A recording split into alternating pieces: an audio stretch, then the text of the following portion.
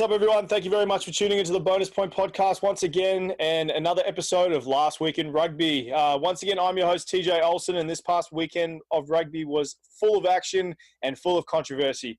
But before we get started, I just want to thank our amazing sponsors. First off, Whalebird Kombucha. If you're looking for a great tasting beverage that is actually good for you, go try them out at your local Whole Foods, Air One, or other health food stores. Secondly, F45 Culver City. So F45 isn't just a gym, it's a real community, and their team are all there to help you achieve your fitness goals with sessions in just 45 minutes. They're currently doing outdoor workouts to avoid health issues brought on by the new coronavirus regulations in kind of restrictions that they've got on. So reach out to them to get a great workout during these trying times. Lastly, big shout out to our partners at the Rugby Index for leading the charge in all the news and new signings, news about happening in the Major League Rugby competition here in the USA. Go follow them on Instagram or Twitter to keep up with all the latest news. So this past weekend was full of action, packed rugby in both Super Rugby competitions and some big news coming out of New Zealand over the weekend. Once again, we've got our brother, Tavita Halafia, aka Knovell Capote, in for the show. Welcome in, bro. How you doing? Good morning, afternoon, evening. I'm doing well, man. How are you doing? Yeah, good. Early in the morning for you. How you feeling this morning? Yeah, I mean, it's my sixth cup of coffee, so I'm feeling real good. At 7 a.m., yeah, you're chucking along pretty well. There you go. Man, I actually was quite annoyed. I went to go look for my green tea, and it wasn't there. And then I just saw this beautiful coffee just sitting in front of me saying, "You know you want me." I was like, "Yes, I do, Makona, you sexy little so-and-so." That's me with fried chicken. Every time I drive past, I'm just like sitting there just going, I want you so bad. Bro, I'll tell you a quick funny story that has nothing to do with rugby, but a lot to do with fried chicken. I love funny stories and fried chicken, so let's go. Dude, okay, so I've got a friend. I've been away recently, and I've got a friend. She lives down on the Sunshine Coast. She's from New York, African American. We're real close. Anyway, she throws up first time I've cooked fried chicken in a long while. It was delicious. I was like, send me your recipe. Let me see how good it is. She sends me the recipe. I followed it to a T. Bro, I must have made a mistake because it was rubbish, my friend. It was that bad. It was bad. Wait. Is this like you saying Popeyes is rubbish and Chick-fil-A is Popeyes is rubbish and Chick-fil-A is sent from God, my friend. So get out of here. No, man. It was worse than Popeyes, bro. I didn't know what I did wrong. I was that angry. I went and got like a kilo of just a chopped up chicken. Yeah. I ended up, I'm not even lying, man. I went to KFC. I got some chicken, and then I found out that there was a pizza joint that do fried chicken too up in Cairns. Then I went and got some fried chicken from there too. And then I sat there by myself comparing what went wrong and how I could make my chicken better. Do you want to hear the funny story? Instead of using salt, I use sugar, my man.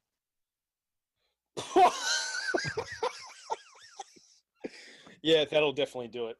Dude, I was just like, I'm going over the ingredients. I was like, I got the salt right. And I was like, oh, that's sugar. Oh, man. Yeah, you definitely don't want to use, especially with the amount of salt you would use for a fried chicken recipe, you definitely don't want to use that much sugar. It was disgusting. I was very disappointed in myself. There are some people, though, I'd say probably stoners and other random people that would sit there and go, this chicken tastes amazing. But, this is the greatest thing I've ever had. No, it's because you're high, my friend. It's because you're high. I was looking, they've got a promotion going on for Uber Eats right now where it's, I think they're doing, all the hip hop artists and singers are doing buy wings and it donates to their favorite charity or something. And I saw. Why is it going to be hip hop artists, bro? Why is it going to be? Come on, Uber Eats. They're doing it. Come on, Uber Eats. You racist bastards. I think they've got Snoop Dogg's recipe of chicken wings, and he does with Martha Stewart, he does potato chips and things like that on top for his breading. And then do you know Joe Coy, the Filipino stand-up guy? Filipino, yeah. Yeah, he's got an adobo inspired chicken recipe and all these different. And I'm sitting there going, I can't afford it, or I just can't put my wallet through that by spending $20 for 3 wings. Yo, for real, man. But carnival. Yeah, it's all stuck in the diet. Yeah, it's it's good enough for us. All right, let's get stuck into the rugby, Let's and get we'll into talk. We'll talk about the Super Rugby AU first, as usual. In the first match for the Super Rugby AU, we saw the Rebels go up against the Waratahs, playing for the Weary Dunlop Shield, plus Marika Korobetti playing his 50th match for Super Rugby. So we'll talk about the we'll talk. We'll talk about the Rebels first, and the Rebels caught the Waratahs on the back foot really early, and they led with some pretty great gameplay and some great breakaway runs by Matt Moore. And the Rebels' gameplay was constantly to attack the short side to create a mismatch or an overlap. And even though the Waratahs picked up on it early and Alex Newsom ended up scoring an intercept try, a lot of the Rebels' play pressured the Tars' defense very well. So what did you think about Matt and the Rebels' play attack this week? Okay, well, obviously, in previous episodes, I've been quite critical of Matt Tomoa. We both have. Perhaps his personal life came into the fray, which obviously got released late last week. He split with his missus, right? Correct, right? Yeah. Now, I'm not going to use that as an excuse for terrible gameplay when you're getting paid $500,000 to do your job. But, having been through a lot of personal circumstances whilst playing rugby, I can definitely understand that it can take an effect on the field. This week, though, we saw the Matt Tamor of old, why he was the Wallaby 10 for a long time and 12. His directional play was brilliant. He had the footy on, just wherever he wanted it to go, it went, whether it was a kick or a pass. Yeah. What I did enjoy, though, was the structure of the back line. They were running at depth, but then at times they were running nice and short, flat lines. And the Waratahs just couldn't adapt. They just didn't know whereabouts they needed to place themselves. And the fact that they were getting beaten on the outside and on the inside just goes to show that the Waratahs defense just had no answer to what they were throwing at them. Yeah, no, I definitely agree with that. I think some weeks they were kind of just going through the motions rather than playing was what in front of them. And I think guys like Hodge and Meeks, they were kind of playing really well to try and just hit the gaps that they were supposed to. But I want to talk about the back line, and issue that the Rebels seem to have, in my opinion, with the continuity of their attack when Matt Tamor goes into contact. Contact. Lost. Yeah, so I know that Matt doesn't mind going into contact. He's done it his whole rugby career, especially when he started at State High. He loves to suck in defenders, create opportunities with great offloads. But instead of people like forward runners creating something, or Meeks and Hodge putting their hand up to jump into that first receiver spot, a lot of them are kind of just waiting for that distribution to come, and with no one distributing, I believe someone needs to jump into that position temporarily to help Matt give time to move back into that first receiver spot. Do you kind of agree with that, or do you? Yeah, I totally agree. I think too, it's what's the word I want to use? It looks as though too much of their gameplay is focused on Matt Tamor doing his job. Yeah. And he's gonna be there. Now, look, Meeks is not a 10, never was, never will be. But I think the onus needs to come back onto that 9 to really organize the forwards a lot more in the case that Tamor is out of action. Or Hodge needs to slip in. Do you know what I mean? Like, I think we forget that Hodge he can slip into that first player or 5'8" type of role when needed. Yeah, even though he was playing 13 on the weekend, he's been a very prominent 15. He's got the skills to distribute.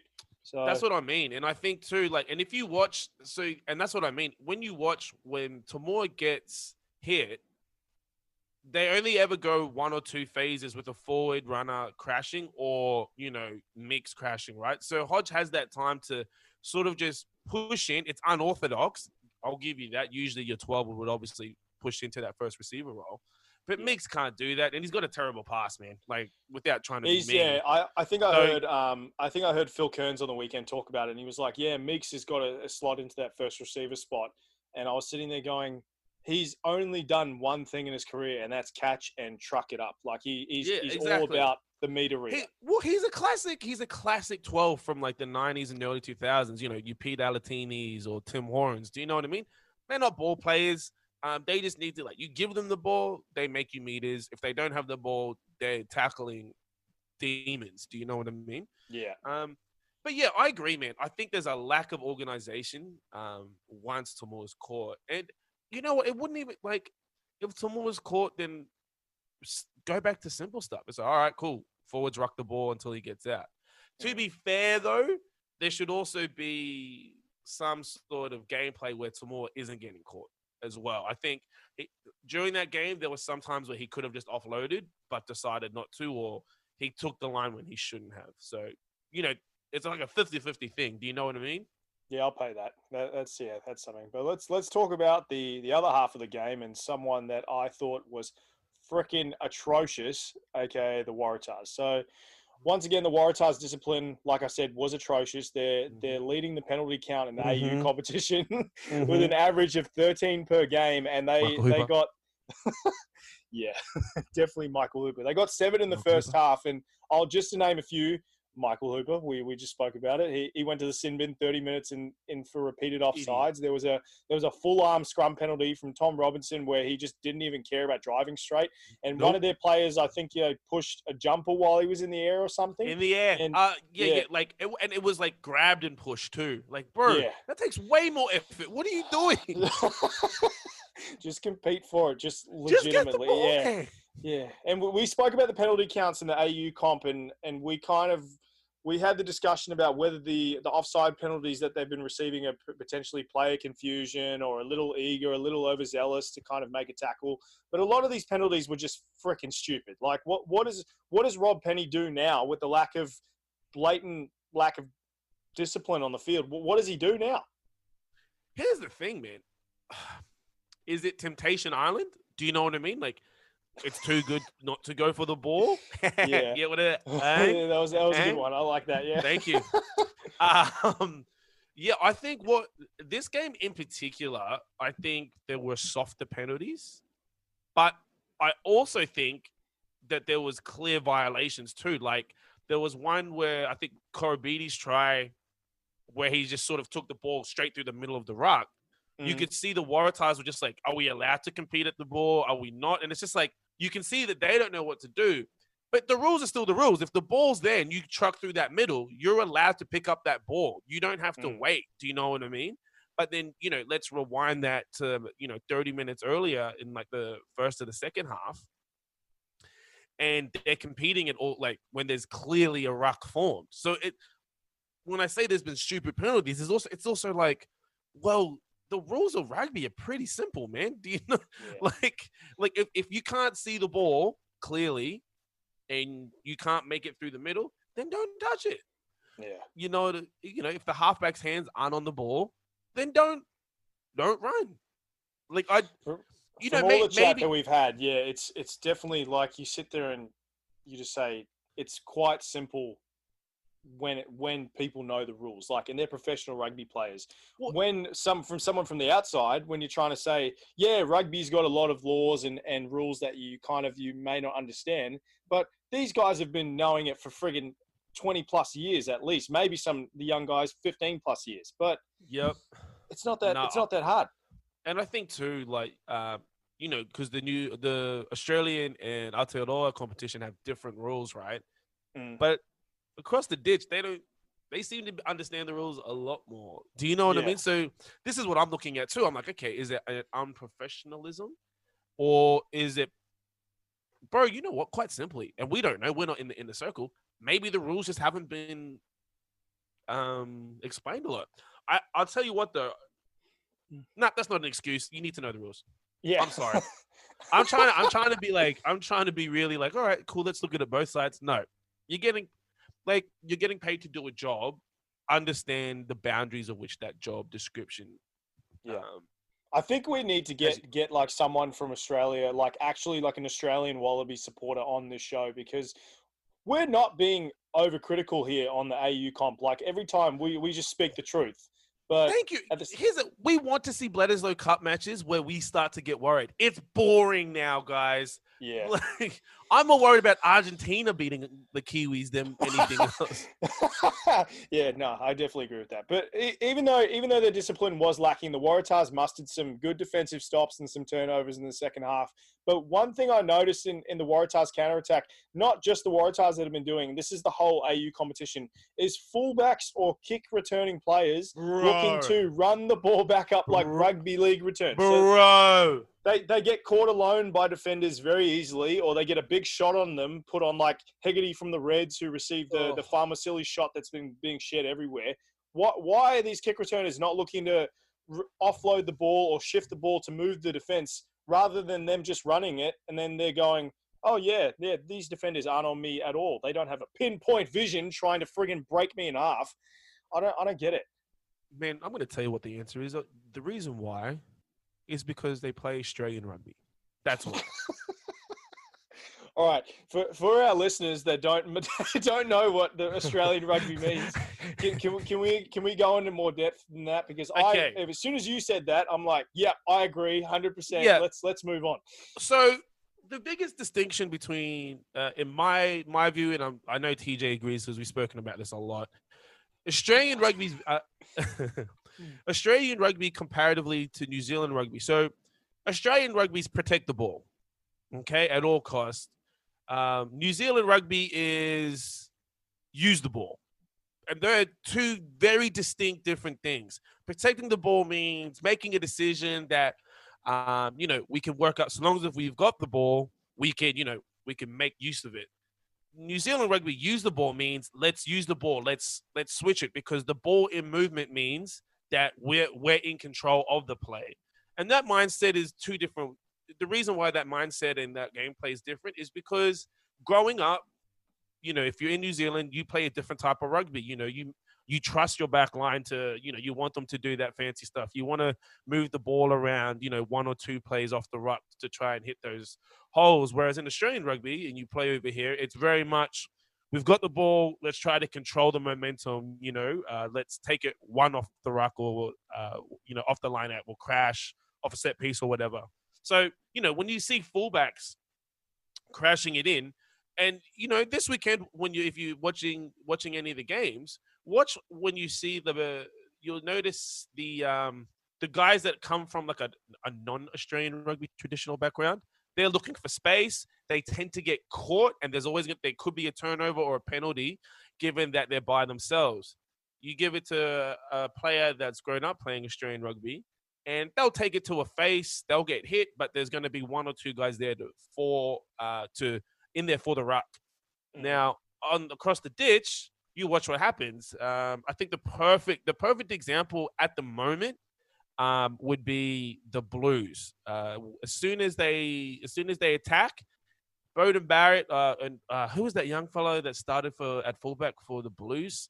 Because I'll tell you, Black was on the bench. Matt Duffy. Matt Duffy. Yeah, he started. Yeah, so they kicked the ball. And you'll notice that both wingers for the Blues, they pushed. As soon as they saw the ball kicked, they're sprinting back like they stole something. And as soon as he catches the ball, he runs them on sight, and he's looking. He knows he can go left. He knows he can come right. You see Beauden Barrett sort of direct him to come to the right-hand side. And all he does is simply run in between two players. But that second player on his outside is now looking at Barrett. And it just opens up. The seas part like Moses in the Red Sea, my friend. He slotted straight through. And he slots straight through. So that's using the ball. That's not committing to control play from a set piece, like a ruck or a maul. And that's the biggest difference. And I think, coming into that is trusting your players, understanding that we're trying to get down there as quickly as possible, to score as many points as possible, not control the game for as long as possible. Sky Sports or Fox Sports hire this guy. Jesus, that was awesome. 100% better than Rod Kafer. I'm gonna throw that one out there.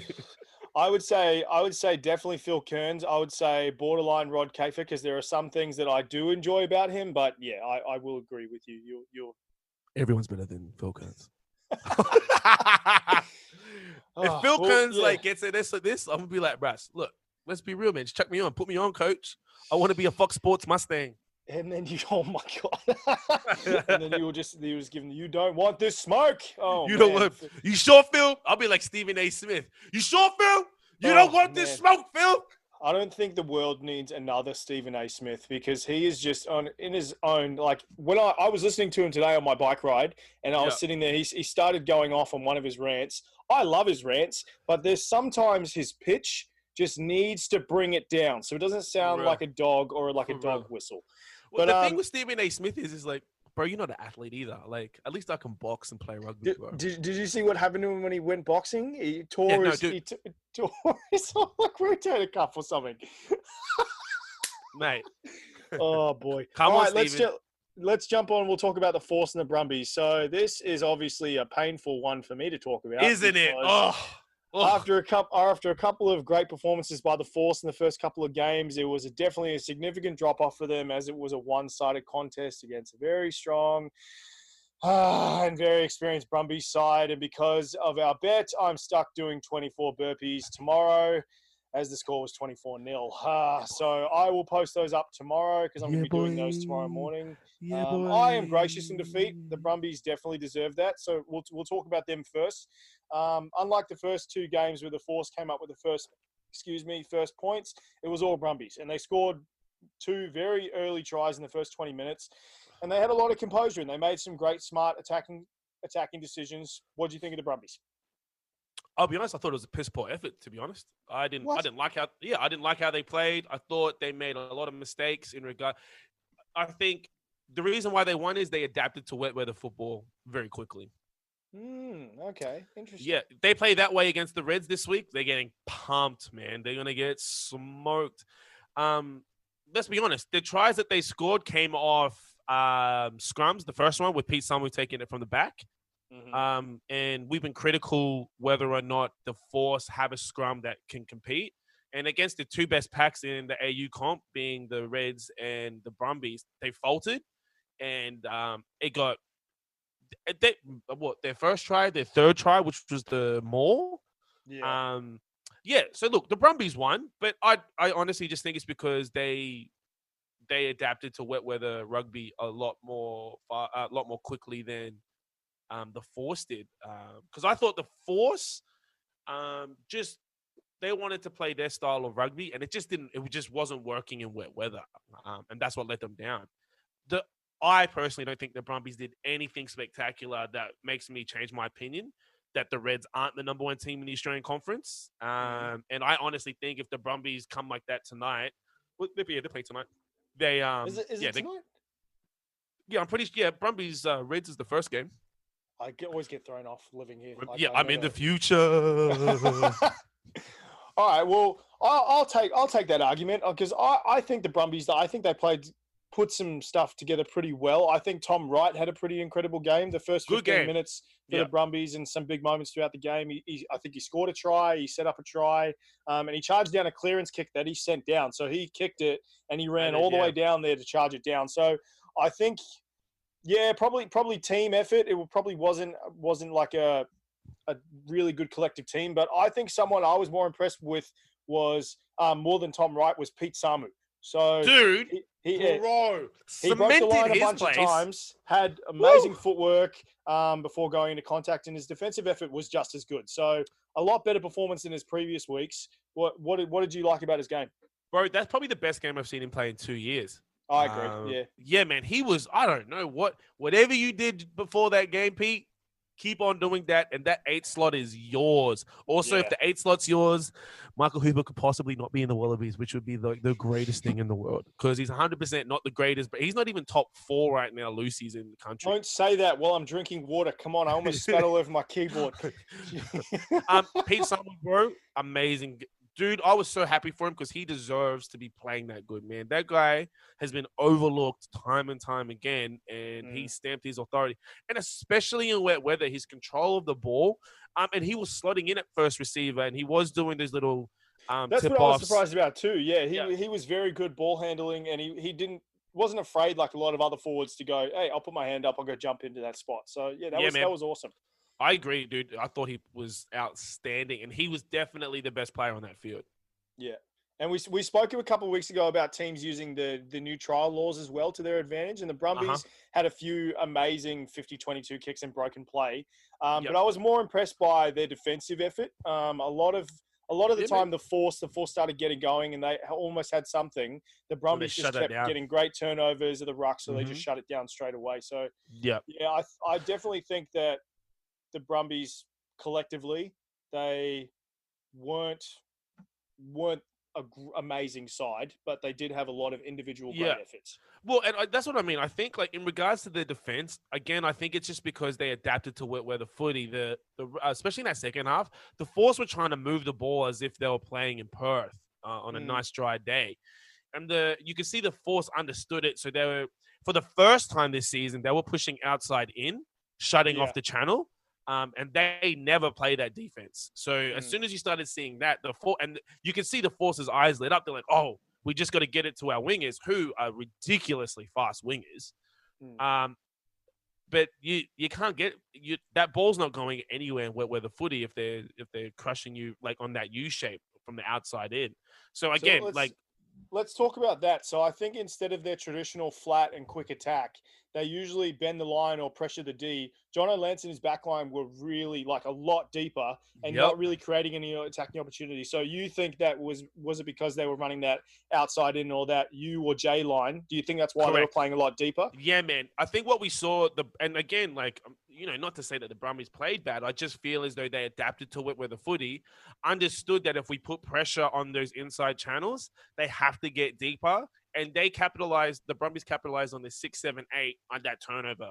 All they wanted was, and if you replay the game, you could see that there wasn't actually in defense sort of any pods as such, but they deliberately sanctioned their forwards throughout the back line so that when they shut it off, there's a big forward there to try and at least put pressure for the turnover. And that's when they were getting some penalties because the Force were having heart attacks trying to like hold on to the ball. Because all they saw was, well, if we play at depth, we've got fast guys on the outside, we're going to back our men. But in wet weather footy, it's a lot harder to move that ball at pace. Not to get scientific, but when there's rain, the ball, yes, it's more slippery, but it spins slower because now, it's fighting against, the water turbulence coming through. The wind resistance, the wind, all of that, man. And the Brumbies did really well, man. Like they shut that outside channel in. And they don't play that. They usually go inside out to, if you watch the first 3 weeks of the AU comp, and you'll see they run that inside channel out. And they didn't need to today. They literally, that game, they were like, all right, we're shutting it outside in. And they were taking the chance that if they do get it wide, again, it's wet weather footy. All we got to do is ankle tap you, and you're sliding straight out the sideline. Do you know what I mean? Well, I think a consolation prize for the Force was the welcoming back of Richard Kahui into Super Rugby. Bro, still got it, man. Yeah, definitely. I think he made a real big difference playing kind of in that reserve position, jumping on and coming into that centre spot. But I think he really deserved, from just this small amount of play, he really deserves that starting 12 jersey. So what do you think about Kahui back with his salt and pepper hair? Yeah, I know. I was just like, man, what happened? Oh, you got older. He was in Japan for 5 years. Yeah, exactly. Look, definitely a lot bigger than the last time we saw him. Oh, yeah. So I think what he brings is a composure that Australian teams lack, especially in the back line. And you could tell he was quite composed. He just sort of, any player that can look effortless, that's a special kind of player. He's just like swinging the ball left to right. Like he's just like, all right, back at it. What's for dinner, gents? I'm just gonna pass the ball here, and I'm just gonna do a little clean out here. And there's the ball, bro. You just pass it on. Yeah, I thought he was great. I think it was raining again. I think he definitely needs, his fitness level is going to be a bit low, but maybe introduce him like sort of the 45th minute, give him like a solid 35-minute, and we're going to see some good.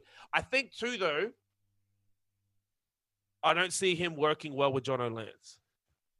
Oh, okay. Why do you say that? Well,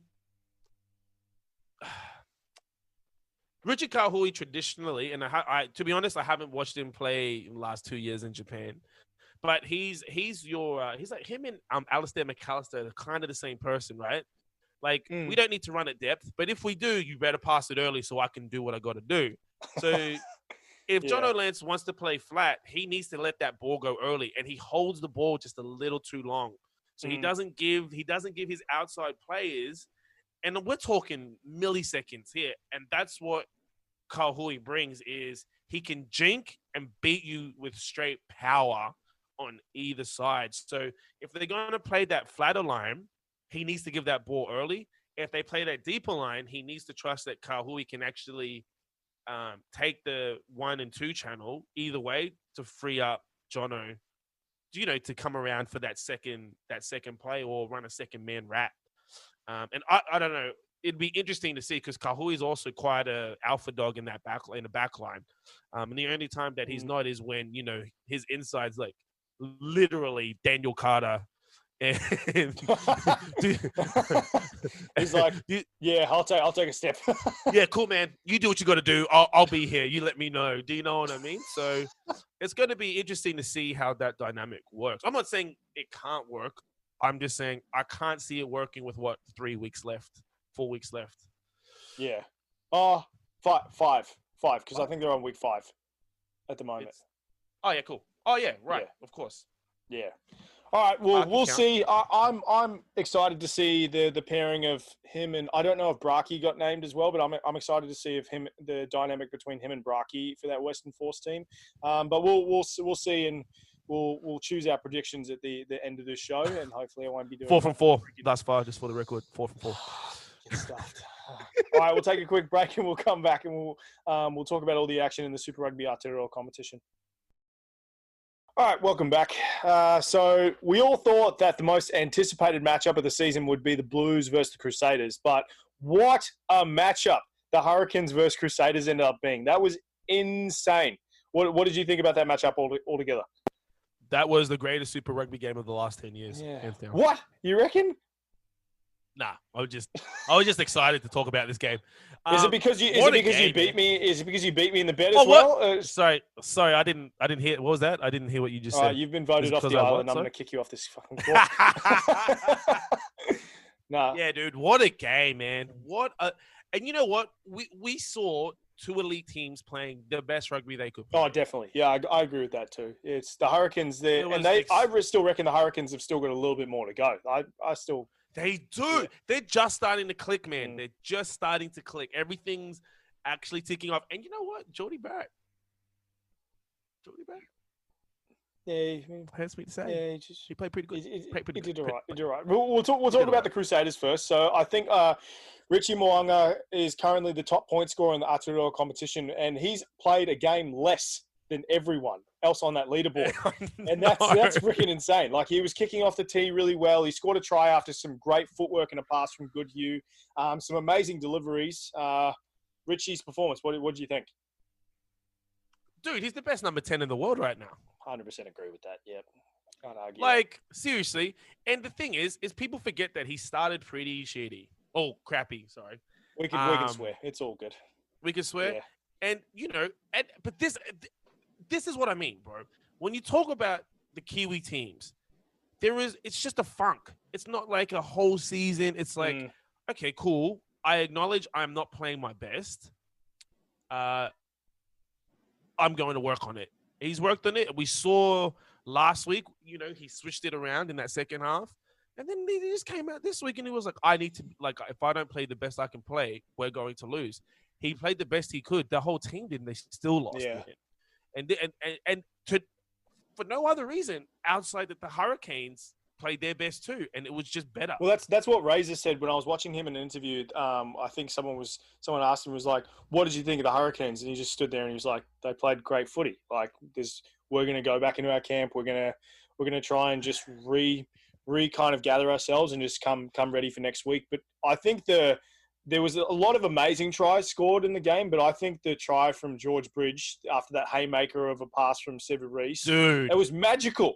It was. I didn't even know what to think, because I was sitting there watching it going, yep, Jordie Barrett's got it, he's gonna ground it, and then George is like, yep, thank you, I'm gonna steal that one. Yeah, it was nuts. And it's one of those like oh what? Yeah, that will definitely be on a highlight reel for probably the next couple of years. It has to be.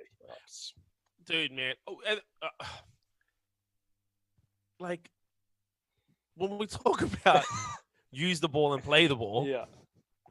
Like, this is what I'm talking about. Like, that try in particular, that shouldn't happen. You would never see that in any other rugby competition outside of the Aotearoa Super Rugby competition. You And I'm may not being biased. You may see it in like the Mitre 10 Cup because that thing happens like all the time.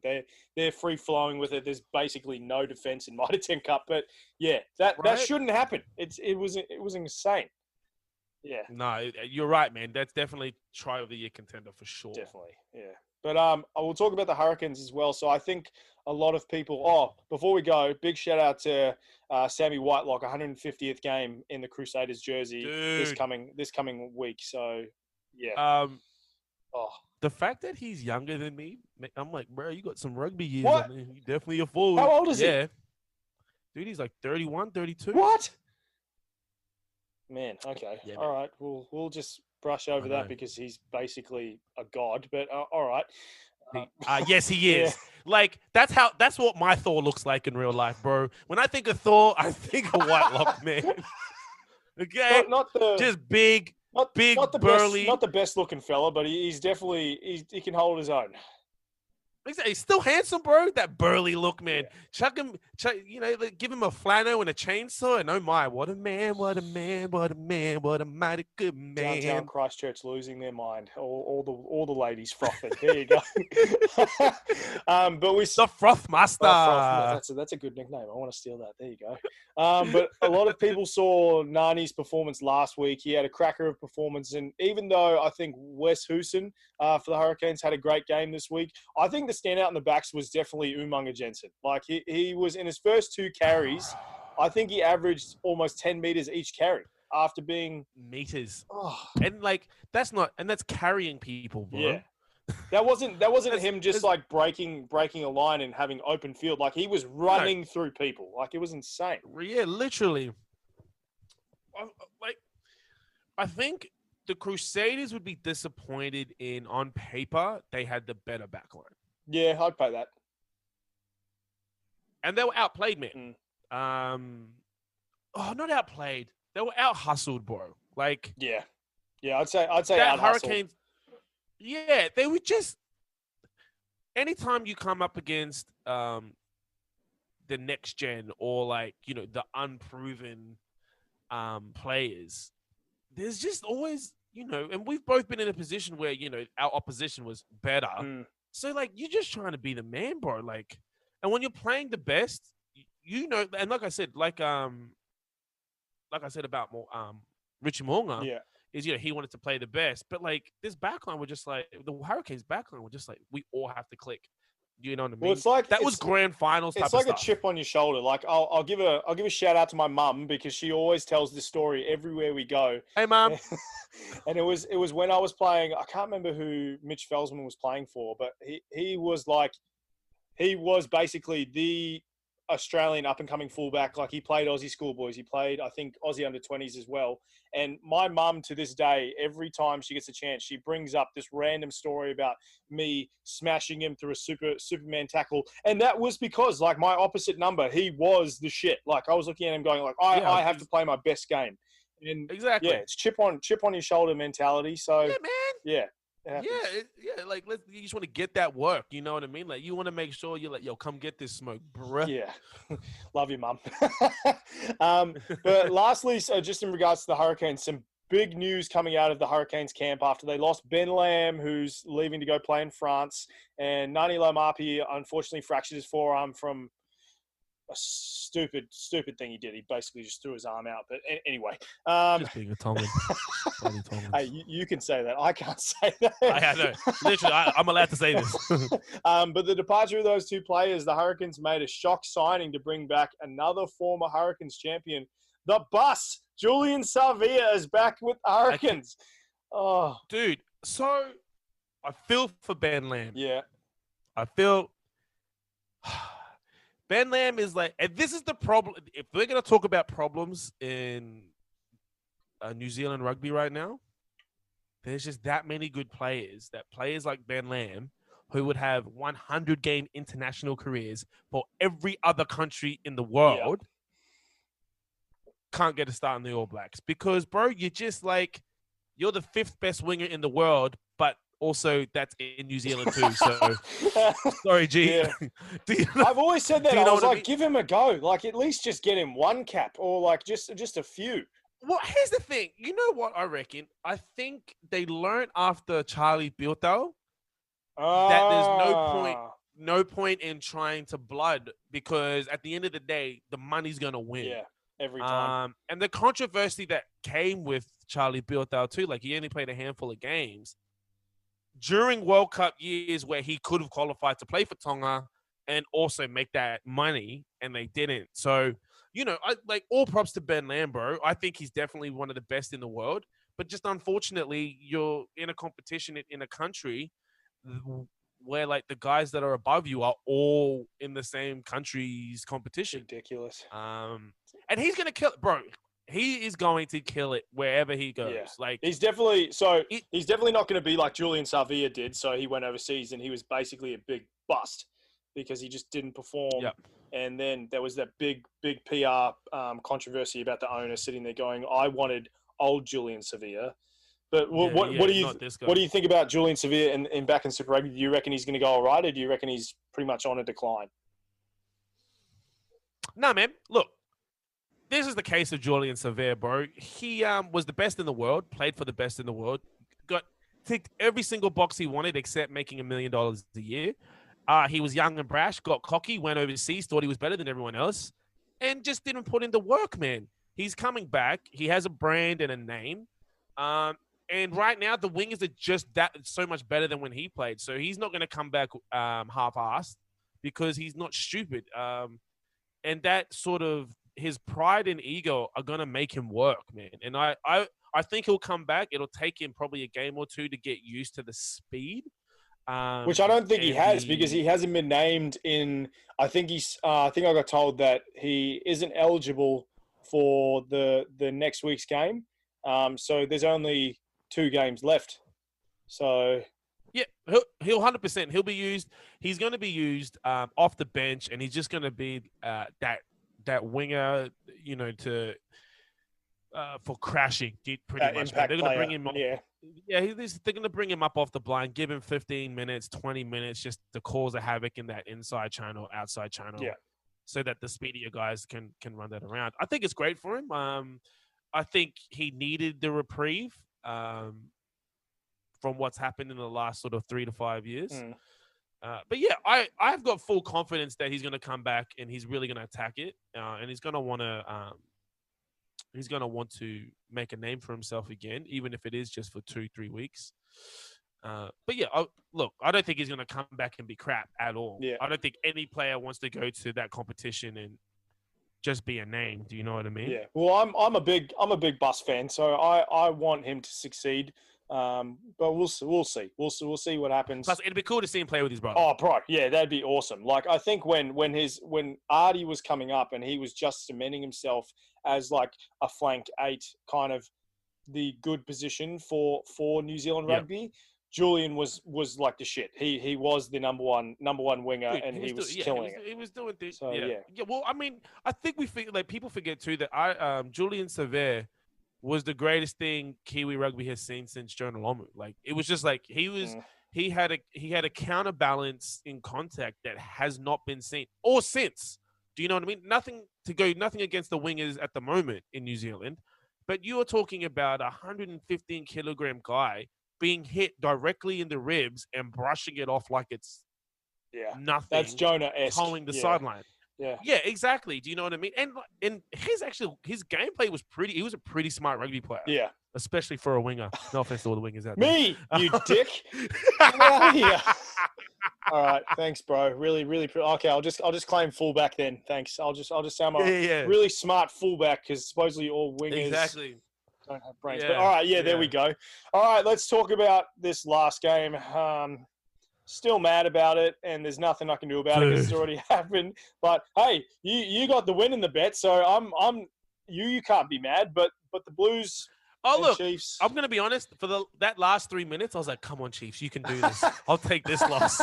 Come on. What is the word? I've already got my burpees already down. Exactly. Yeah. I was like, that's good. They're not going to win by 24 more in points. 3 minutes. Yeah, definitely. All right, well, we'll talk about the Blues first. So we spoke about him before. I think a great start with Matt Duffy, showing he can really make a great contribution in that 15 jersey. while Bodie or Otedi is in that 10 jersey, what did you 10. think about the dynamic between the 10 and the 15 with Duffy and Bodie? It was beautiful, man. Again, look, this is what's going to happen whenever Beauden Barrett's in your back line at 10. The defense don't know what to do. That first try, it opened up because everyone's worried about what he's going to do, thinking, can he go short? Can he go long? Is he going the inside channel? And then he just did like your phantom little like chicken pass. And it's just like, like straight through the middle. Meat pie. Thank you very much. I didn't even like, I saw it coming as soon as he got in frame, but I didn't see him coming. He just came out of nowhere, right through that little pocket. That's some Ben Diesel, Fast and Furious. You know what I mean? Just drove down that line. Yeah, that was good. Yeah, but I think Mark Talia as well. The last couple of weeks, how dangerous he's been when you get him in space in the outside. But I think he showed that he's also not afraid to come in off his wing and kind of make those real good in runs or some great defensive turnovers as well. I counted 6 runs. He came in for plus meters on the inside. Yeah. And that makes a real big difference. Those little things too, which give your forwards that reprieve just to sort of like, all right, cool, reset. Especially because how the Blues are playing, they're not actually trying to dictate, push right, and swing back. They're sort of playing beautiful rugby of what's in front of them. And so when Talia is coming in and doing that, it sets that not the next pod, but sort of like the second pod after that crash is made. Yeah. And the thing is, he's making 5 to 15 meters off each crash. Yeah, he's killing it. It's like watching a missile. He just comes straight on in, and they're like, he beats that first tackle every time. No, I definitely agree with that. But I thought there were a lot of great performances as well with guys like Tuipulotu, Eklund, Christie had a good game. But I just still thought it was good to see Bodie back in the number 10 jersey. I'd still pick Otedi over him for the 10 jersey because Otedi's been killing it. For real. But there's been so many people, like especially I think like other supporters from other teams, they've been sitting there going, "Oh, now you'll see what we've been saying all year. Beauden isn't a top 3 number 10, yada yada yada." And you saw on the weekend, he can still do it. Like he's. Anyone that says that about Beauden Barrett, you watch too much rugby league. Yeah. Shut up. Seriously, what? You're trying to tell me the best 10 since Dan Carter is in the top? Get out of here. Yeah. Do me a favor, please. Get out of here, man. Go back, sit down on your couch, go and support, I don't know, some crappy rugby team that you support, your local club where you're the head honcho. Brisbane Broncos. They can support the Brisbane Broncos. There you go. Hey. Stop it. Stop it, Stop speaking truth. Okay, yes, sweet as, no worries. Yeah, exactly. And I tell you what, I keep putting the Broncos in my multi and the Chiefs just in case, because that shit's paying big time. Yeah, definitely. It's got to be big. Well, speaking of the Chiefs, we'll talk about the Chiefs. So there's been a lot of chat about why Ian Foster chose Sam Cane as the All Blacks captain, and with his performance in the previous games, and I definitely see the points are valid.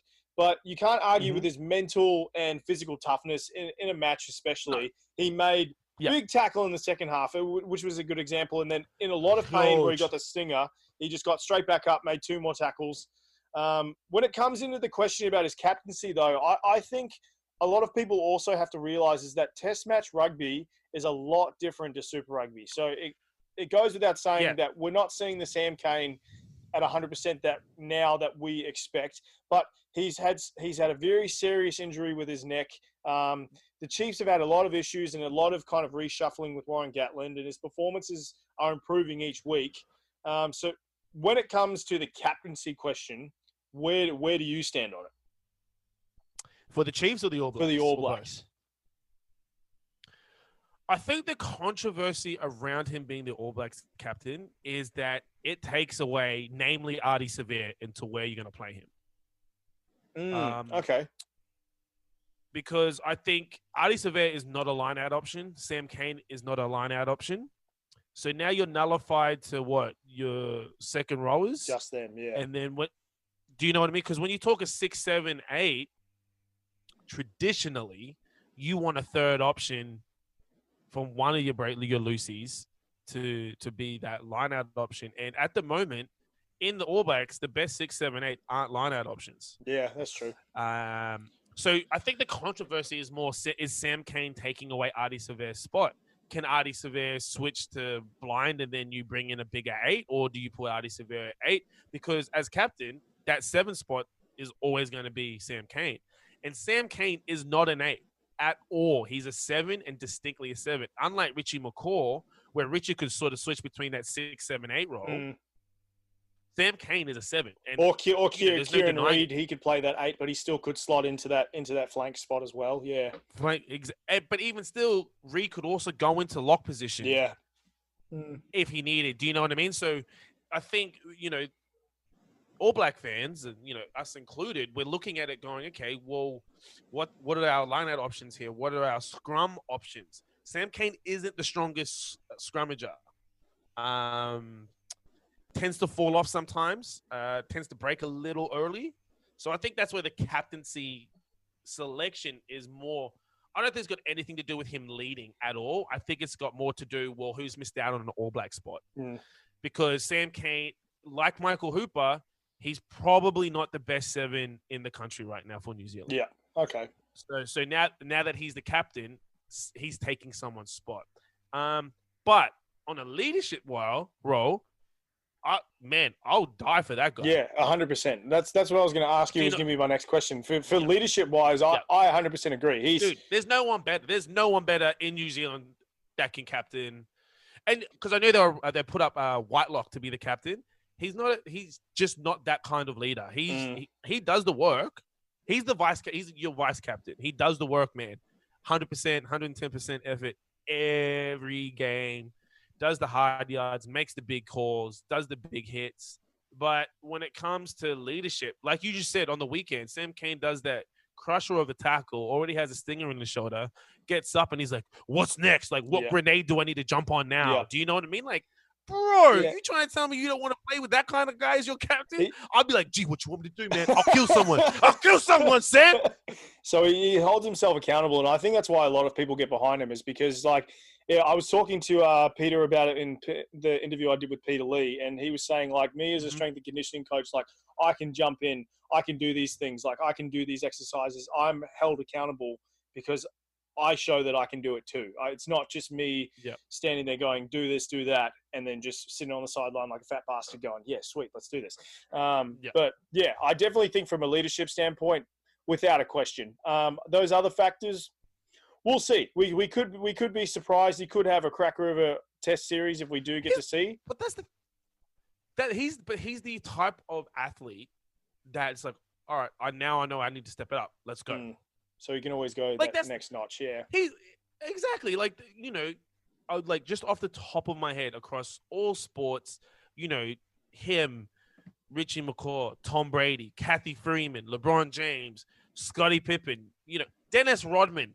I'll just do what I got to do during the season. Comes postseason, the greatest. Like, just shut up, man. No one's bet. I'll get every ball. Yeah. Do you know what I mean? Sam Cane is cut from that exact same cloth. Yeah.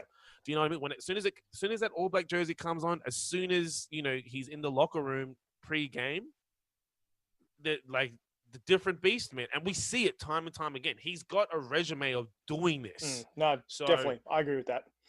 Well, the last point we'll talk about the Chiefs is they obviously had a very rocky start in the first 10 minutes, but they were lucky to fight their way back into the game as the Blues kind of built up a pretty high penalty count. But in the end, if you haven't watched the game, I'm going to spoil it for you. The Blues obviously ended up winning the match 21-17. However, there was a lot of controversy over the final minute of the game due to the refereeing. So during the final minute of the game, they were trialing by, I think, 4 points. Sal Kula, the number 8 for the Chiefs, charged over the line in an attempt to score a try and kind of change that. Even though his teammates were adamant he grounded the ball and was requesting the TMO, the referee, Brendan Pickerel, awarded the penalty to the Blues and didn't even bother checking it. So the thing I'm trying to understand is why wouldn't you go upstairs? You've got guys, I think I've got a quote here, Leonard Brown, he said after the game, and I quote, we've been on the wrong side of a lot of calls this whole year, and when it counted the most, why not go upstairs in a massive moment? I think we need to go and use that, aka the TMO, end quote. Now, I agree with him. Like, we've already spoken about the potential of a captain's challenge or something like that. But you take the potential of the captain's challenge out of it completely. What do you think about LB? What he said about the TMO? It's a valid point. I'll be honest. I saw it. I'm a Chiefs fan through and through, but I'm sort of with the referee on this one. He was on the spot. He spoke to his sideline ref. When we're talking about rules, once you're over that try line, people forget that little things like the offside rule doesn't apply anymore. Do you know what I mean? That you can come in from that side. So I'm going to give and this is also coming from a guy in the time during the World Cup, Rugby League World Cup, where they should have gone upstairs in the semi-final, Tonga versus England, but didn't. But I liked the refereeing that game. Even though the penalty count was one-sided, the Chiefs were being really silly that game, which is why I like what you said. They were lucky to get back into it. In regards to that moment, I'm like, yeah, you should have gone and checked it. But at the same time, I'm also like, well, he's obviously seen something happen. There was no clear grounding of the ball. There wasn't even like, let's be honest, you're talking like a 20% chance that ball got down. Yeah, see, that's where the argument happens. So if you go up and you go to the TMO, like it's technology versus on the spot choice. And by all means, I agree with LB. Like, use the technology, check it. But if you see it, like you see it on the field, there's 10 plus players around that. You're not going to get a clear camera angle that shows you that there's a definite grounding. So I would say use the TMO, but at the end of the day, it's not going to change it. It's going to be the same. And that's the thing, because like even with that argument, like that could have changed the momentum of the game. It's like, yeah, but you can't use that excuse because then you're saying what they could. So if that happened in the 10th minute, would there still be that much of an uproar? No. Okay. Yeah. Because so, and that's why I'm really it's a tough decision.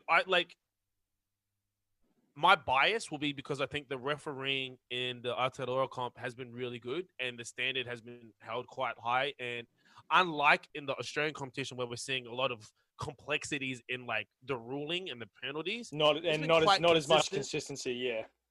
Yeah, he's been a lot more consistent. So I trust that the referees on the field, they did the math. Man, there's no way he got that down. Or we saw like a double movement, or we saw hands under, because it ended up being a penalty, right?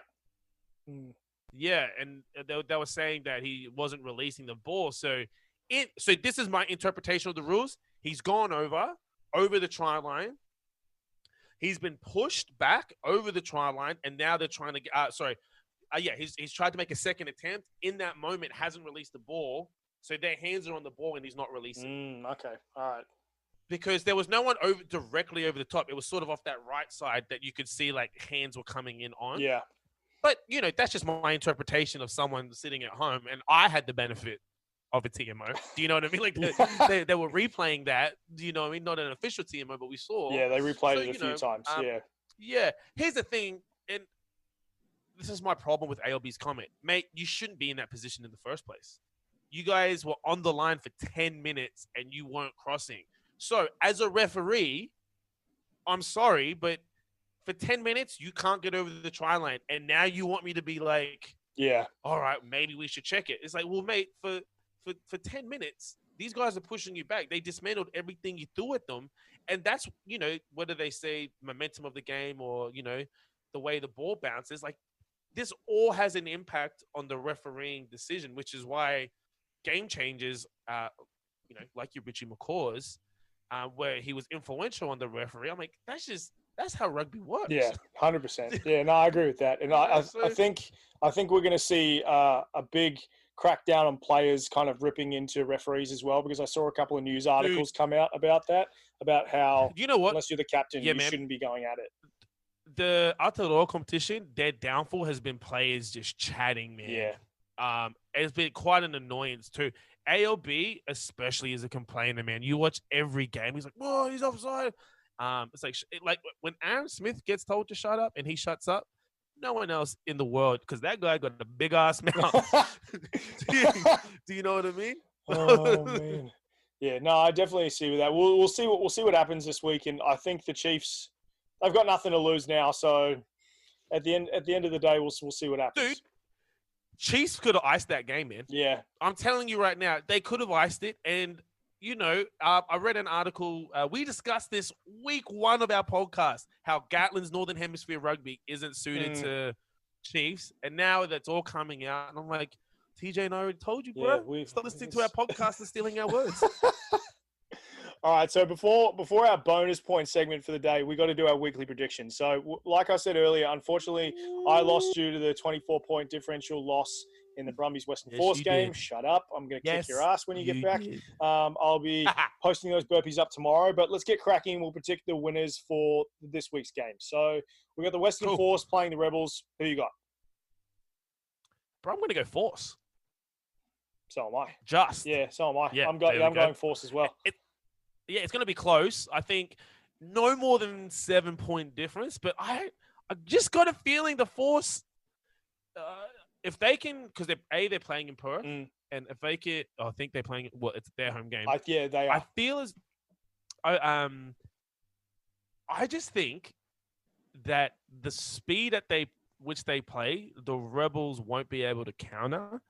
If the Rebels win, it's going to be because Matt Tamua just had a freaking blinder of a game. Because I think forwards-wise, they're matched quite evenly, and I actually rate the Force forwards just that little bit more in regards to off-the-ball emergency. Yeah, especially with like players like Farmasuli coming from league. I think they have like a bigger impact. I think they have that ability, but yeah, I'm definitely backing the Force. I think with their momentum and the fact that they've lost the last couple of games, I think they're just due for a win. Like they just have to get it. 2 words: Richie Kahui. Yeah, at 12, can't go wrong. But second game in the AU comp, we got the Brumbies facing off against the Reds. I'm definitely backing the Brumbies on this one because I went against them last week because I thought the Force had some momentum that was building. Never going to do it again. I'm going the Brumbies. Get your betting out. I'm telling you now, Reds by more than 13. More than 13. Brass, Reds are about to run a mark on the Brumbies. So I could have the dynamic that the Brumbies have been on top this long. They're undefeated. Also, Patai's back for the Reds, just so you know. See, that's the thing, though. So I saw that, and I looked at him, and I was like, he's on the bench. He could make a strong impact. But I think with his recent injuries, I'm just going to see he might not make that big of an impact. You don't know, bro. I am shocked. I'm back in the Brumbies. I have to. But look, I honestly think that the Reds forward pack is too fast, too furious, too strong across the board. Okay, Tyrese. So thank you. Why am I Tyrese, bro? Why can't I be Brian? Because I'm Brian. What are you talking about? Oh, my bad. When you've got Pattaya come, and I'll mark my words, Pattaya is going to come on for Hamish Stewart. You're going to have O'Connor, Dangunu, Baisami, Pattaya, Fial Sotia, and they've got Jock Campbell at fullback starting again, which is great. Yeah. I honestly just think that the Reds are going to get away with it towards the end of the game as well. However, Solomon Cut is playing, which is going to be an interesting matchup with Dangunu. Yeah. So I'm interested to see. But yeah, man, I've 100% Reds all day, man. And that's not even being biased. Like, I just think the Reds are just going to out-muscle, out-hustle them. Hey, I got a few mates on that team, on the Reds team. So all the best to them. But Brumbies are coming to get that heat. So we'll just go from there. But Super Rugby Aotearoa Comp, you're going to be shocked by this one because the Chiefs are going against against the Crusaders. Sorry, I'm going Chiefs. I'm going Chiefs again. Nah, I've got Chiefs too. You're kidding. Nah, I'm going Chiefs, bro. All right, there we go. No one backs the Crusaders. Boo, Crusaders. Nah, well, you know what? Look, I'm 60-40 heart on this one. 60% heart. I just think after last week, Chiefs are just mad shitty. Yeah, definitely. I need ALB to really be on his game. Yeah. And I think Cruden's going to have a good game. Did Needs Cruden to get be named playing a in the lot more starting minutes. jersey? They haven't named their starting team He yet. better, man. If he doesn't, I'm going to lose it. I'm going to call the Chiefs headquarters. I don't care how much it costs me because it's international call. And I'm going to be like, what the hell are you doing, Gatland? What is this? What is this shit? I can't get jiggy to this shit. All right, lastly, we got the Highlanders to play the Blues. So I think I'm going to back the Blues on this one. So Highlanders have had some promising performances in the last couple of weeks, but the Blues are really strong in their front row. They've had some amazing talent around the park, and I'm pretty sure it's at home too. So Otago at home. Okay, so I think they might upset the Highlanders. I'm going to back the Blues. Honestly, I've written down a draw. So what happens if it's a draw then? So they go to Golden Point. Oh, okay. No, I meant for our bet. I was like, what the hell are we gonna do? Yeah, I don't know. So this is my process for the Highlanders Blues. I think my head's going Blues. The Highlanders are playing really good rugby. They're at home, under the dome. It's their home, their crowd, and they're one of the very few teams that just seem to play better at home. Well, no other reason. They've got a million drunk college fans cheering for them, so I think that would be a good atmosphere. Literally. Who am I going to go? Just back the Highlanders and lose. What? Yeah, no. I'm going to...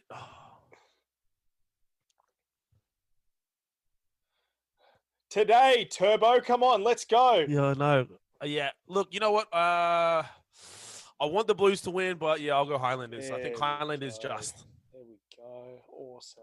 So we've both got Force. You got Brumbies. I got Reds. We both got Chiefs, and you got Blues. I got Highlanders. Yeah. So we'll post those up.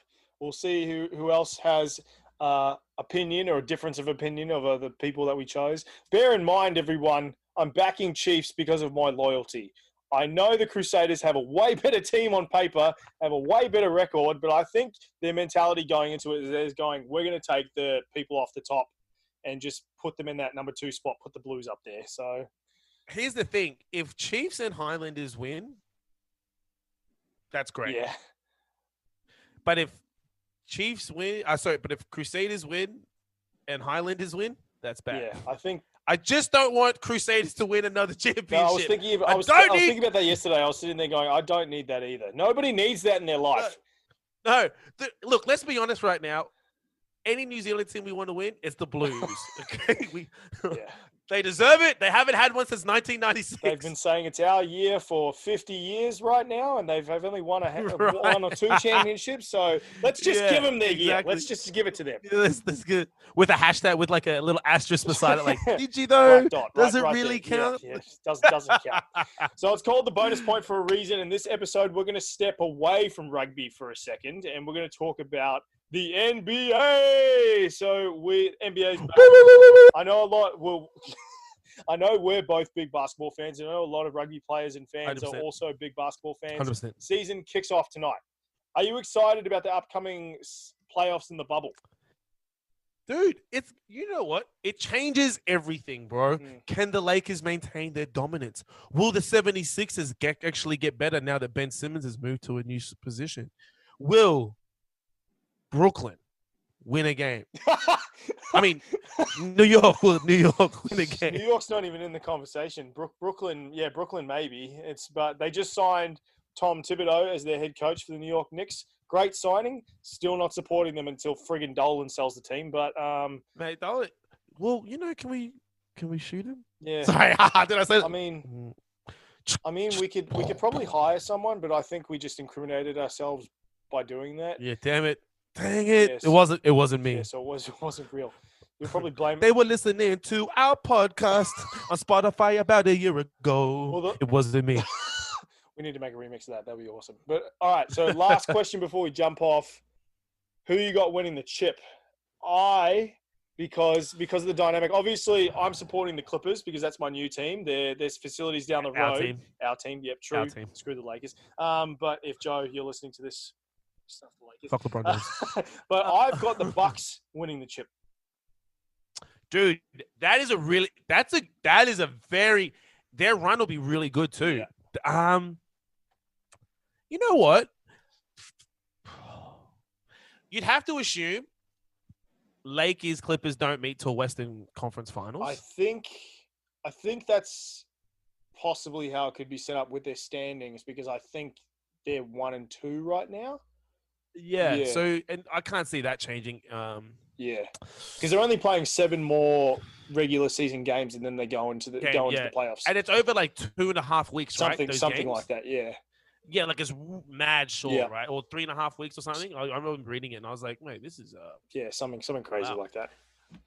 I think look, not to get too technical. I think what we've got to worry about is with this new timetable, injuries are going to be a big concern.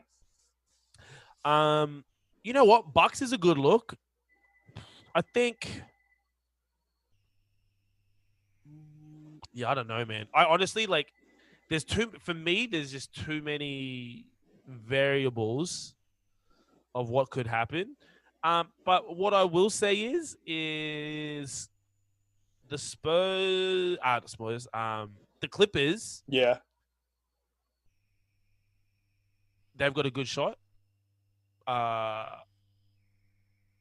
And now I'm just being biased because I hate the Lakers on the West side, in the West Conference. Yeah. You know, I think 76ers could do some damage. So we're both going Eastern. Oh man, okay. No one would have thought that. Well, here's my reasoning. I hate LeBron James. Yeah, no, that's fair. That's fair. Ben Simmons is Australian. And, I think he's cool. Yeah, that's a good one. That's a good one. Yeah, we'll not. We won't go with the LeBron part of it. We'll just split that and go. There's no statistical reason why. I like Ben Simmons. I don't hate LeBron. I enjoy him, dude. Admittedly, though, the Spurs could actually cause upset in regards to how they play. Now that they're playing like harder, Spurs on the Western Conference admittedly play like a harder sort of physical game, right? Yeah. We can agree to that. Yeah. So I think, depending on how they play against who they play against, you're now talking about, the crowd's taken out of it, and it's just like alpha dog. Yeah. Do you know what I mean? No, I agree with that. So it'll be interesting. It'll be interesting to see what they do. But then, you got the Rocket. I don't know, man. This is just too. I'm just happy basketball's back. That's the only thing I'm happy about. But I think my dark horse is going to be the Heat, because they've just got a lot of they've got a lot of good shooters. They've got Jimmy Butler. They've been playing quite well. I reckon they're my dark horse. James. Yeah. So yeah, Bucks is a good choice. Bucks is a good choice though, man. Yeah. By all means, that. I'm not like hoping they'll win. Like, I just reckon they will with Giannis doing as well. And because I saw them at Christmas play against the Knicks, and they just destroyed the Knicks, obviously. Dude, have you seen how much bigger Giannis has got? Did you see the before and after photo? It's horrendous. It's insane. Yeah. What? That's my Blackthorn. If anybody needs like proof that you can go from being a stick figure to like having the biggest yoked arms in the world, bro, your lats are bigger than my thighs, bro. Yeah, not huge. But we can both agree on though that we don't want the Lakers to win, right? Yeah, definitely. Yeah. Well, I'm living with a Lakers fan, so I don't want her to be happy with the NBA. So that's fine. Here's the thing: if Kobe was still playing, cool. I'm cool with that. Yeah.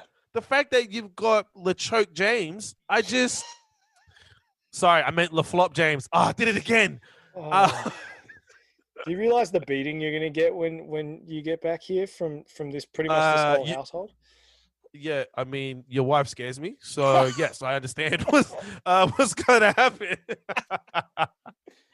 All right, we'll leave it there. But big thank you to Hulla. Thank you very much for coming on to another episode. Thank you for having me again. Of course. But big things coming out. Like I said, look out for the Rugby Index. They've got all their great information, keeping up with all the news in their MLR. And look out for a very awesome guest next week, our former All Blacks Sevens legend. I will keep that on the hush hush, and we'll start sharing some stuff on social media. But awesome interview that went down yesterday. So super excited to share that one next week. But yeah, everyone stay safe. Stay, especially you, boy. Enjoy that winter, and we'll catch up with everyone. Up the Chiefs. Oh yeah, up the Chiefs all day, and we'll catch up with. Let's go the Capo! We'll catch up with everyone next week. Thank you very much for joining us on the Bonus Point Podcast.